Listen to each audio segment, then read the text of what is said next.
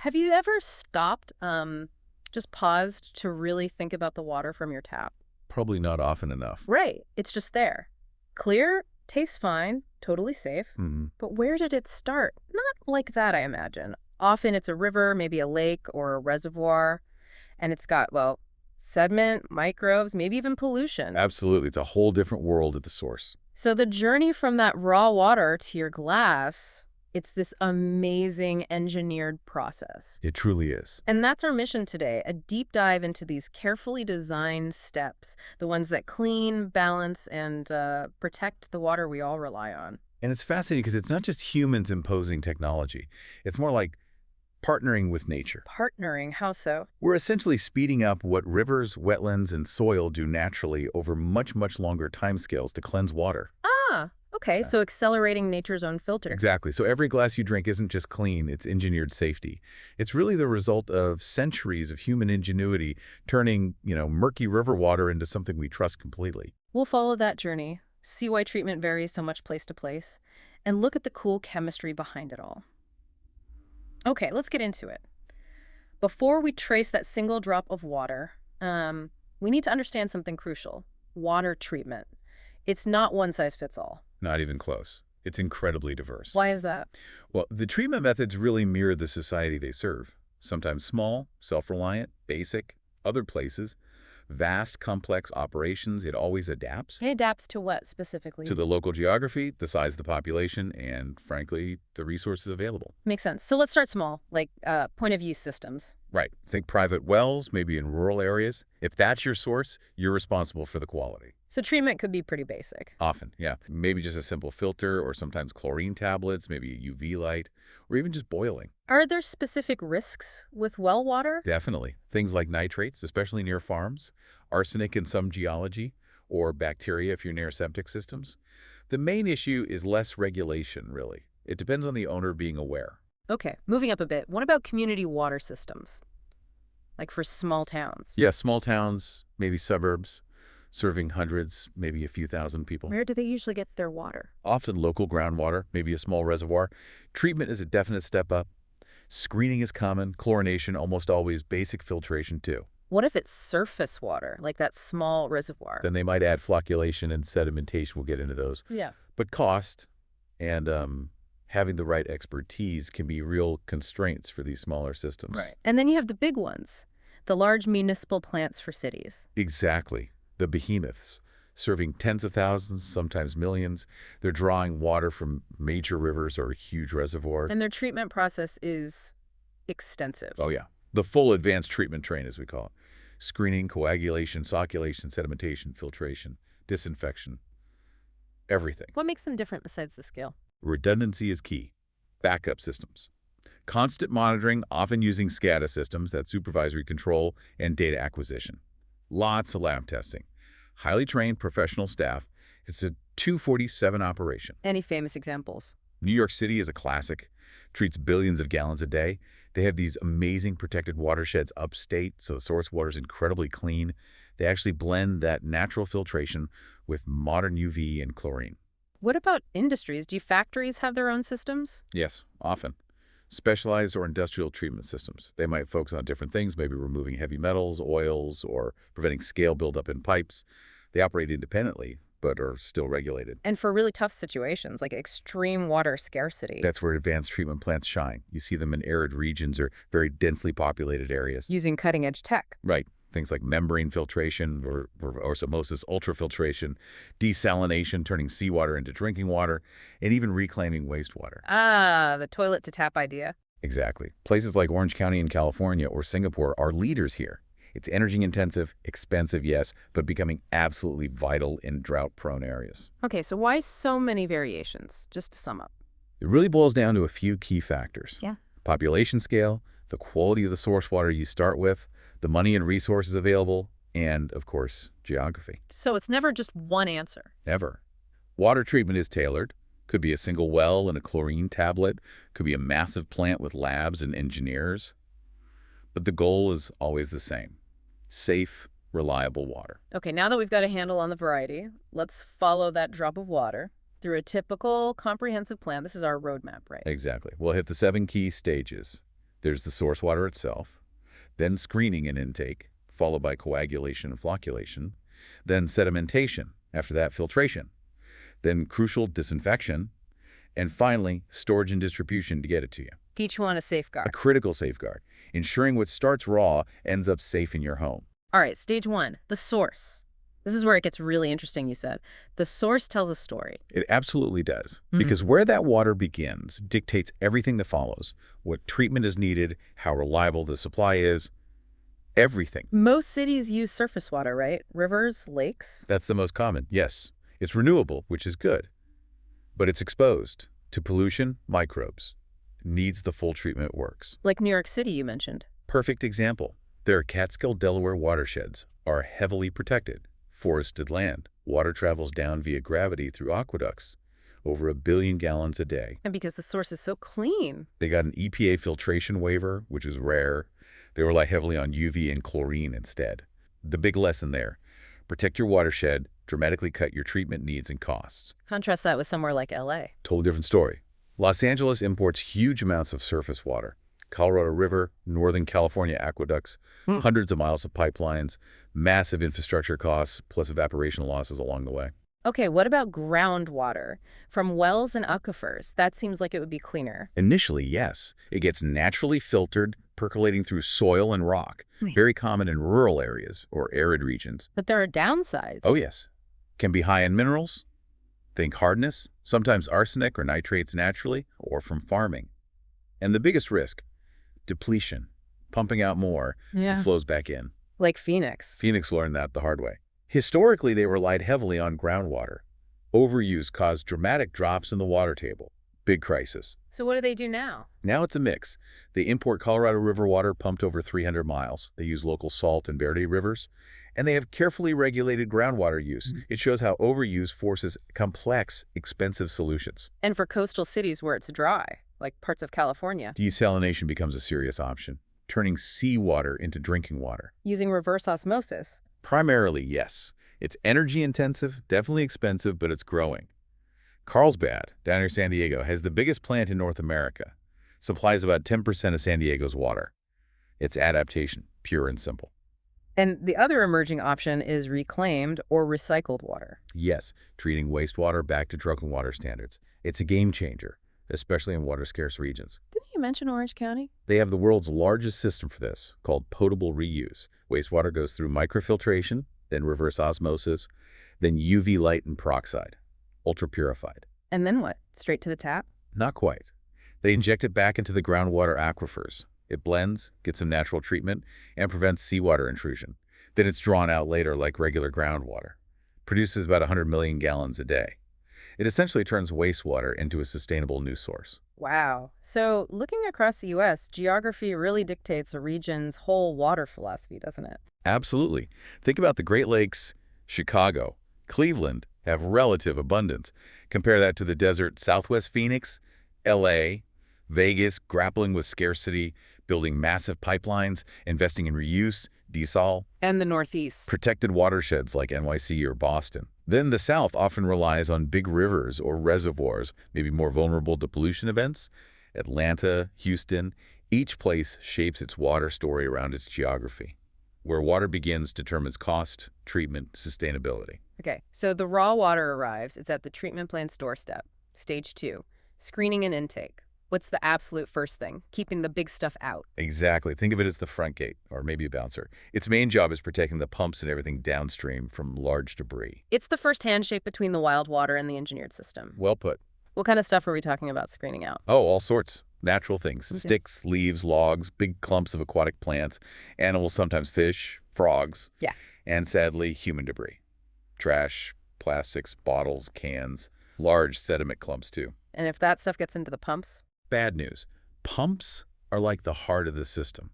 Debris can wreck impellers, clog them up, reduce efficiency, burn out motors. Which could shut down the whole flow. For thousands, even millions of people. Yeah.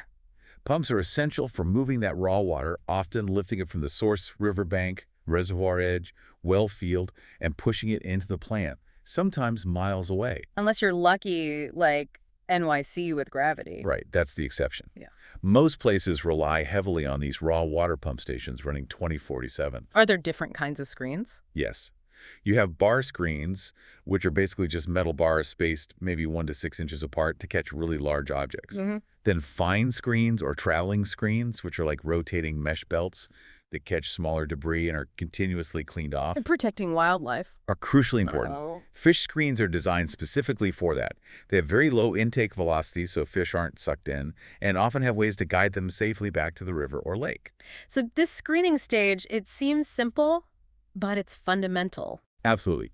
It guards the pumps, the heart of the operation, keeps out the sticks, trash, protects the machinery. Without effective screening, the whole treatment process would grind to a halt before it even really begins. Okay, big stuff is out. Now we have cloudy water full of tiny microscopic particles. How do we tackle them? You mentioned chemistry. Right. Now we get into coagulation and flocculation. Yeah. Stage 3. They sound a bit intimidating, maybe. A little. But they're basically the science of turning chaos into order on a microscopic level. Okay, break it down. Coagulation first. Coagulation is step 1. We add chemicals, coagulants, usually things like aluminum sulfate, we call it alum, or iron salts. What do these chemicals do? Tiny particles in water, microscopic dirt, clay, bacteria, algae, bits of pollution. They have a natural negative electrical charge. This charge makes them repel each other, so they stay suspended, dispersed. The coagulant chemicals neutralize that charge. So they stop repelling each other. Exactly. Now they can stick together if they bump into each other. Which leads to flocculation. Precisely. Flocculation is the next step. We gently, slowly stir the water. This isn't violent mixing. It's more like a slow paddle. Why gentle stirring? To encourage those now neutralized particles to collide and stick together. As they bump around, they form larger, heavier clumps. We call these clumps flock. Flock. Okay, so coagulation makes them sticky. Flocculation builds the clumps. You got it. Without these steps, that fine suspended stuff, the things making the water cloudy or carrying contaminants, would just stay suspended, too small and light to settle out on their own. Can you give an analogy? Think of snowflakes. Individual snowflakes are tiny, float around, hard to grab. That's like the suspended particles. Okay. Coagulation is like making the snowflakes slightly sticky. Flocculation is like gently rolling them together in your hands until you form a snowball. Ah, the snowball. That's the flock. Much easier to deal with than individual flakes. Exactly. That's the whole point. We're making the invisible, or nearly invisible, manageable. Taking billions of tiny specks and turning them into clumps we can actually remove. Okay, so we've made our snowballs, the flock. They're floating around. Stage 4, sedimentation. This is where we get rid of them. This is where gravity takes over. Sedimentation is simply letting those heavier flock particles settle down to the bottom. Patience, really. How does it work? The water flows slowly into large, quiet tanks called sedimentation basins or clarifiers. They can be rectangular or circular.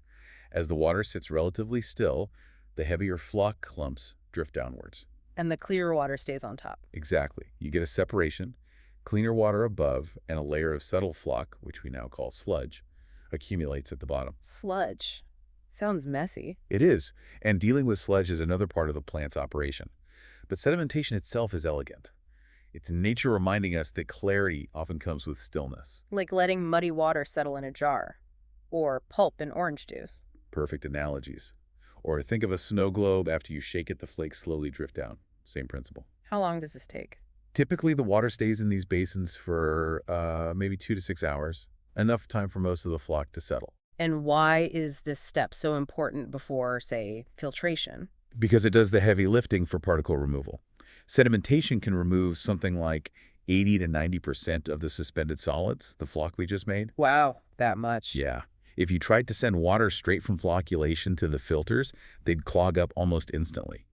Sedimentation makes filtration feasible, efficient, and much less costly. It's the first major physical separation step. Got it.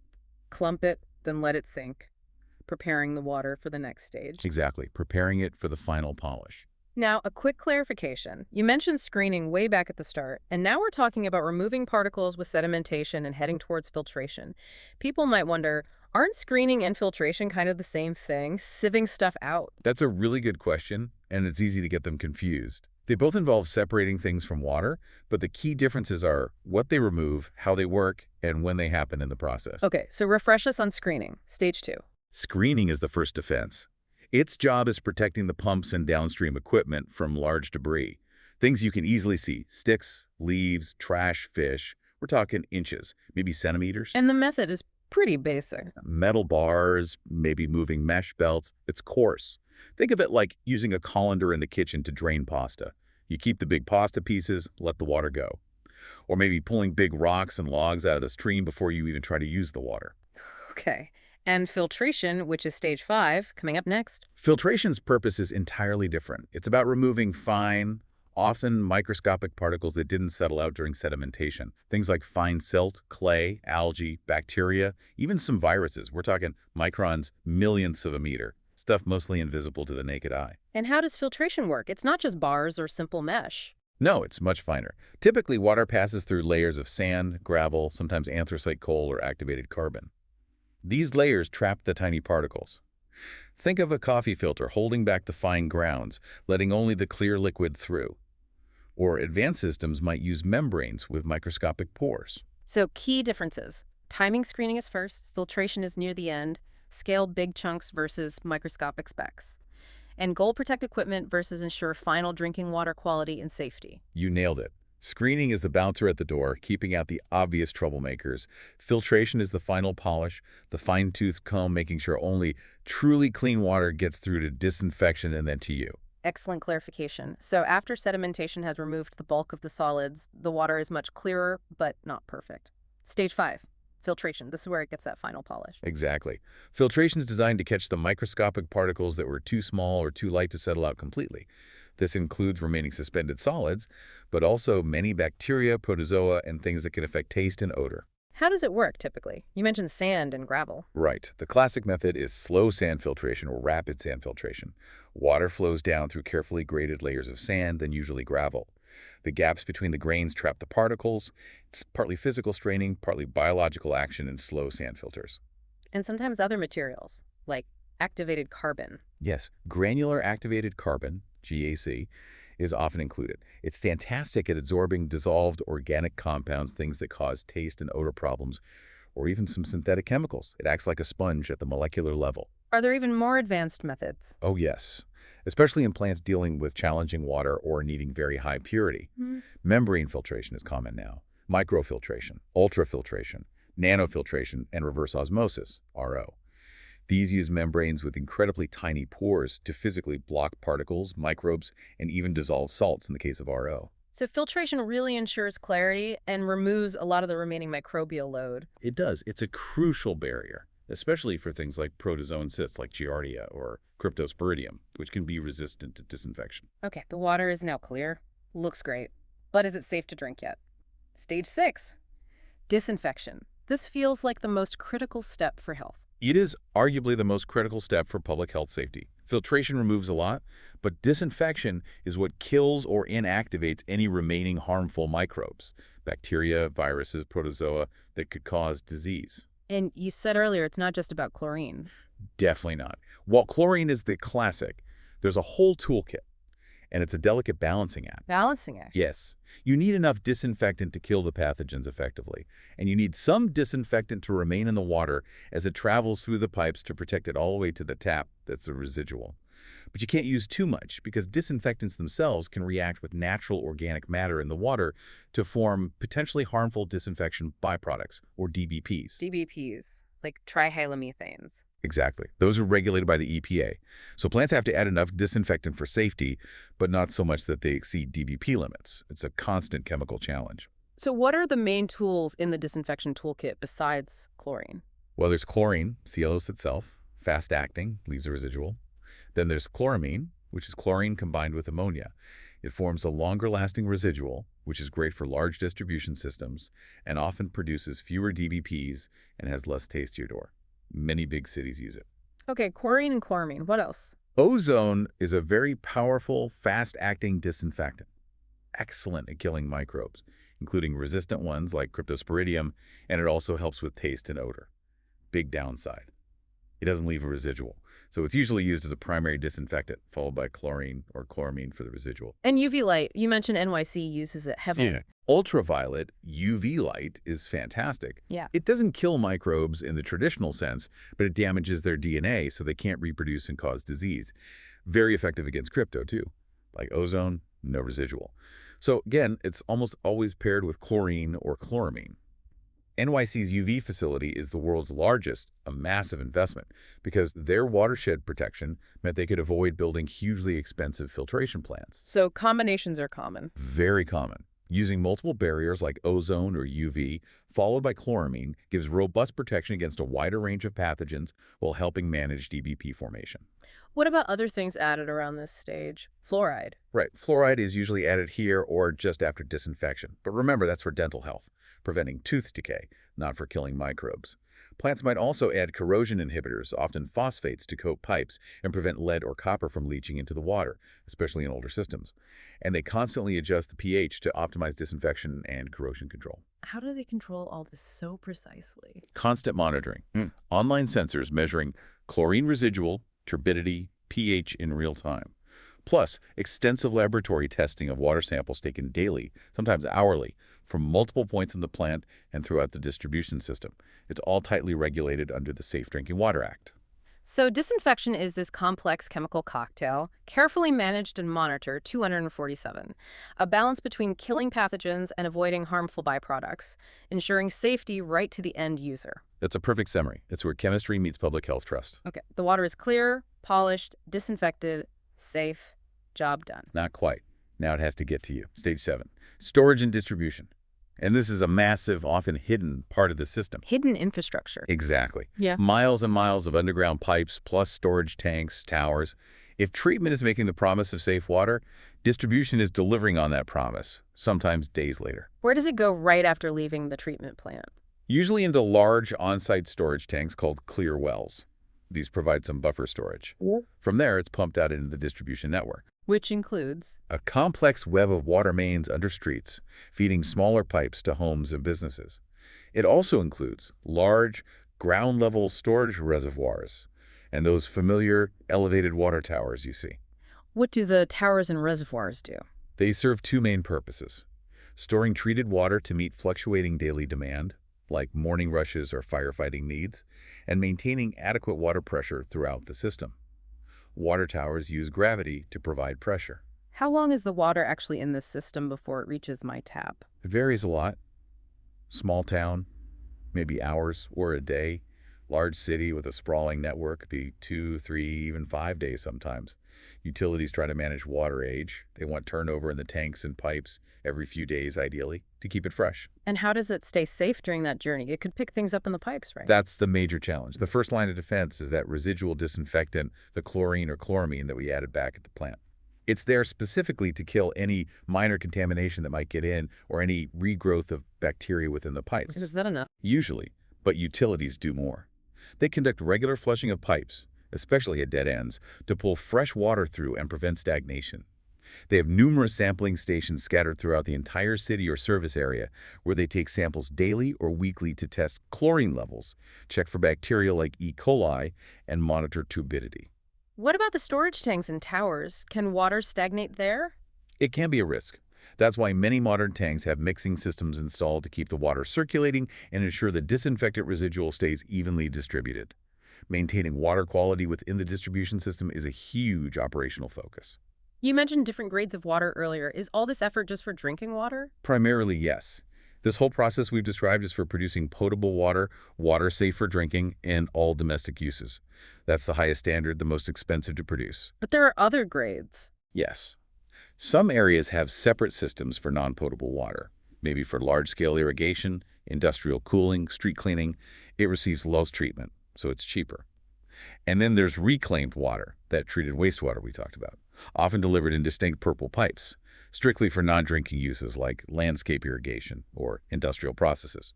Why have these separate systems? Using non-potable or reclaimed water for uses that don't require drinking water quality helps conserve the precious, expensive-to-produce potable water supply. It relieves pressure on the main system. Makes sense. And the cost of all this treatment and distribution must be significant. Energy, chemicals. Absolutely enormous. Water utilities are often among the largest energy consumers in a municipality. Pumping water, especially uphill or over long distances, takes huge amounts of electricity. Manufacturing and transporting treatment chemicals also has an energy footprint and cost. Portable water, needing the most rigorous treatment and highest standards, naturally costs the most per gallon to produce. So who pays for it? How does the budgeting work? Ultimately, we do, through our water bills. Utilities have massive costs. Capital costs for building and replacing pipes, pumps, tanks, treatment plants, infrastructure that lasts decades but costs billions, and operating costs for energy, chemicals, labor, monitoring, regulatory compliance. It sounds like a tough balancing act. It is. Water rates need to cover all that, plus future investments. But raising rates is often politically unpopular. This can lead to chronic underfunding, deferred maintenance, and aging infrastructure, which is a huge problem in many parts of the U.S. Are there environmental concerns too, beyond just water use? Definitely. The energy use contributes to greenhouse gas emissions, unless it's from renewable sources. Chemical production and transport have their own impacts. There's always a risk, however small, of chemical spills. That's why there's a push towards green infrastructure, water conservation, efficiency, expanding reuse, protecting source watersheds, trying to reduce the reliance on purely chemical and energy-intensive solutions. So, that final journey through pipes and tanks is complex, guarded by disinfectants, constant testing, but facing challenges of aging infrastructure, cost, and energy use. Producing safe drinking water is a major undertaking. It really is. It connects engineering, chemistry, economics, public health, and even politics. We've covered the main stages, but you hinted there's even more complexity. What are some of those deeper nuances? Well, one thing we touched on, but is worth emphasizing again, source water shapes everything. How so? A plant treating relatively clean water from a protected forest reservoir like NYC's has vastly different challenges than one dealing with a river downstream from farms and cities, which might have high levels of nutrients, pesticides, maybe industrial chemicals, or even pharmaceuticals. So the treatment has to be tailored constantly. Constantly. And now we're facing emerging contaminants. Traditional plants were built to handle sediment and microbes, the historic threats. Now we're finding things like PFAS, those forever chemicals, pharmaceuticals, personal care products, microplastics. And standard treatment doesn't always remove them. Often not effectively. Removing them might require adding advanced processes like activated carbon, ion exchange resins, or high-pressure membranes like reverse osmosis. And those are expensive to build and operate. It's a moving target for the industry. We also talked about the disinfection byproduct DBP balancing act. Yes, that's a constant operational headache. Kill the bugs without creating too many unwanted chemical extras. The types and amounts of organic matter in the source water change seasonally, which affects DBP formation, so operators are always adjusting disinfectant doses and strategies. What about just taste and smell, even if it's safe? Huge issue. Taste and odor, T&O control, is critical for public acceptance. Even perfectly safe water will generate complaints if it tastes swampy or smells fishy. What causes that? Often, algae blooms in reservoirs produce compounds like geosmin or MIB-methylisoborneol. Humans can detect these at incredibly low concentrations, so plants might use powdered activated carbon or ozone specifically to remove these aesthetic issues, even if there's no health risk. And the water itself changes with the seasons. Dramatically. Seasonal variability is huge. Spring snowmelt can bring massive amounts of sediment and cold water. Summer means warmer water, algae blooms, potentially lower river flows concentrating pollutants. Droughts bring their own challenges. Plants have to adapt their treatment processes almost daily, sometimes hourly. You mentioned the energy-water nexus, the sheer amount of power needed. It's massive. Pumping and treating water is incredibly energy-intensive. Water utilities are often the single largest electricity user for a municipality. This has huge implications for cost and carbon footprint, hence the push for energy efficiency, on-site renewables like solar. And sadly, sometimes the system fails. Is it usually the technology? Rarely. The fundamental technology itself. Most major water quality crises, think Flint, Michigan, or Walkerton, Ontario years ago, or even Milwaukee's cryptosporidium outbreak, boil down to human error, mismanagement, cutting corners, underfunding, or failing to heed warnings. So regulations aren't enough. Regulations are only as good as their enforcement and the commitment to uphold them. It highlights the human element, the operational diligence required, which also ties into equity and affordability. How so? Water bills fund the system, but raising rates hits low-income households hardest, making it politically difficult. This could lead to underfunded utilities, especially in poor communities struggling with aging pipes, higher risks, maybe less advanced treatment. While wealthier areas might have state-of-the-art plants, you can have vastly different water realities within the same country, sometimes just miles apart. A social contract, as you said earlier. Exactly. And looking ahead, the future of water treatment involves tackling all this, expanding direct potable reuse, true toilet to tap, more desalination where needed, maybe more decentralized smaller-scale treatment systems, and definitely smarter water tech sensors, AI, real-time data analytics to optimize treatment and distribution constantly. Wow. Okay, so wrapping this up, we've gone from the river to the tap. What does this all mean for you, the listener? I think the biggest takeaway is this. Clean, safe drinking water. It is absolutely not natural, not in the sense of just turning on a tap and expecting it. It is intentional. Intentional how? It exists only because a community, a society, decides it's important enough to pay for, to regulate, to monitor constantly, and ultimately to trust the incredibly complex chemistry and engineering that happens mostly out of sight. It's a choice we make. It really is one of civilization's quietest, most essential miracles. It is. It's this constant balancing act. Microbes versus chemicals, cost versus safety, source water challenges versus treatment technology, politics versus public health. Every single treatment plant is like a living laboratory, adapting every day to the water coming in and the needs of the people it serves. So, the next time you fill a glass of water, Pause for just a second. Consider not just the incredible journey that water took through screens, tanks, filters, pipes, but also the ongoing promise. The constant vigilance, the collective effort, the hidden engineering required to deliver that simple, essential sip of safety to your home every single day.